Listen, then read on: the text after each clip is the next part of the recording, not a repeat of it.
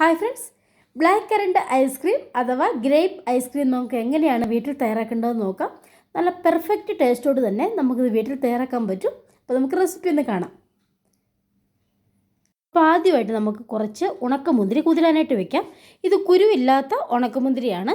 ഞാനൊരു 3 table spoon ഉണക്കമുന്തിരി അല്പം വെള്ളം ഒഴിച്ച് ഒന്ന് മിക്സ് ചെയ്ത് സൈഡിലേക്ക് വെക്കുവാണ്. ഒരു 10-15 മിനിറ്റ് ഇരുന്ന് ഇത് കുതിർന്ന് വരട്ടെ.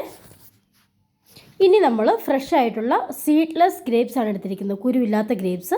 അതൊരു മിക്സിയുടെ ജാറിലേക്കിട്ട് അതിലേക്ക് ഒരു അരക്കപ്പ് പഞ്ചസാരയും കൂടെ ചേർത്ത് നമുക്ക് ജസ്റ്റ് ഒന്ന് ബ്ലെൻഡ് ചെയ്തെടുക്കാം. ഒരുപാട് അങ്ങ് അരഞ്ഞ് പേസ്റ്റായി പോവണ്ട, വെള്ളം ഒഴിച്ചും അരയ്ക്കരുത്. പിന്നീട് നമുക്കതൊരു പാനിലേക്ക് ഇട്ട് കൊടുക്കാം. അതിനുശേഷം കണ്ടിന്യൂസ് ആയിട്ട് മിക്സ് ചെയ്ത് കൊടുക്കുക. അതൊന്ന് തിക്കായിട്ട് വരും, ഒരു ജാം പോലെ തിക്കായി വരും. അപ്പോൾ കുറച്ച് സമയം നമുക്ക് അങ്ങനെ ഇളക്കി കൊടുക്കണം. അതിന് ശേഷമാണ് അത് അങ്ങനെ തിക്കായിട്ട് വരുള്ളൂ. പിന്നീട് ഇത് നന്നായിട്ട് തണുക്കാനായിട്ട് വെക്കാം, ഒട്ടും ചൂടുണ്ടാവാൻ പാടില്ല. ഇനി നമുക്കൊരു ബൗളെടുത്ത് അതിലേക്ക് വിപ്പിംഗ് ക്രീം ഒഴിച്ചു കൊടുക്കാം. 1 കപ്പ് വിപ്പിംഗ് ക്രീം, നല്ല തണുത്ത വിപ്പിംഗ് ക്രീമാണ് ഒഴിച്ചു കൊടുക്കുന്നത്. പിന്നീട് നമുക്കൊരു 5-6 മിനിറ്റ് ബീറ്റ് ചെയ്തെടുക്കാം. നന്നായിട്ട് അങ്ങ് ബീറ്റ് ചെയ്ത് കൊടുക്കുക. ഇനി അതിലേക്ക് കണ്ടൻസ്ഡ് മിൽക്ക് അഥവാ മിൽക്ക് മെയ്ഡ് 1 കപ്പ് അത് ചേർത്ത് വീണ്ടും നന്നായിട്ട് അങ്ങ് മിക്സ് ചെയ്ത് കൊടുക്കുക. അതൊരു 5 മിനിറ്റോളം ബീറ്റ് ചെയ്ത് കൊടുക്കണം. ഇനി നമ്മൾ ആ ഗ്രേപ്സിൻ്റെ സിറപ്പ് തയ്യാറാക്കി വെച്ചേക്കുന്നതാണ് നമ്മൾ ചേർത്ത് കൊടുക്കുന്നത്. അത് ആവശ്യാനുസരണം ചേർത്ത് നമുക്ക് വീണ്ടും നന്നായിട്ട് അങ്ങ് ബീറ്റ് ചെയ്തെടുക്കാം.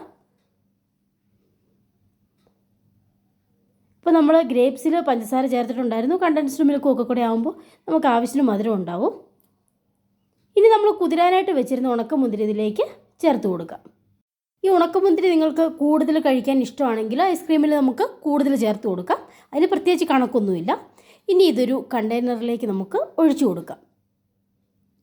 പിന്നീട് ഇതിൻ്റെ മുകളിലും നമുക്ക് കുതിർത്ത റേസിൻസ് ഇട്ട് കൊടുക്കാം. അത് നിങ്ങൾക്ക് ആവശ്യാനുസരണം ഇട്ട് കൊടുക്കാവുന്നതാണ്. പിന്നീട് നമ്മൾ ആദ്യമേ തയ്യാറാക്കിയ ഗ്രേപ്സിൻ്റെ സിറപ്പ് അതിലേക്കിട്ട് ജസ്റ്റ് ഒന്ന് ഡെക്കറേറ്റ് ചെയ്യാം. ഒരു സ്റ്റിക്ക് വെച്ചിട്ട് നമുക്കിതുപോലെ ഒന്ന് ആക്കി അടച്ച് ഒരു 8 മണിക്കൂർ നമുക്ക് ഫ്രീസറിൽ വെച്ച് കൊടുക്കാം. ഒരു ഓവർനൈറ്റ് വെച്ച് കൊടുക്കുക. അതിനുശേഷം നമുക്കത് സ്കൂപ്പ് ചെയ്തെടുക്കാം. കടയിൽ നിന്ന് വാങ്ങിക്കുന്ന അതേ ടേസ്റ്റിലുള്ള നല്ല പെർഫെക്റ്റ് ബ്ലാക്ക് കറൻറ്റ് ഐസ്ക്രീമാണ്. നിങ്ങൾക്ക് എല്ലാവർക്കും ഈ റെസിപ്പി ഇഷ്ടമായെന്ന് കരുതുന്നു.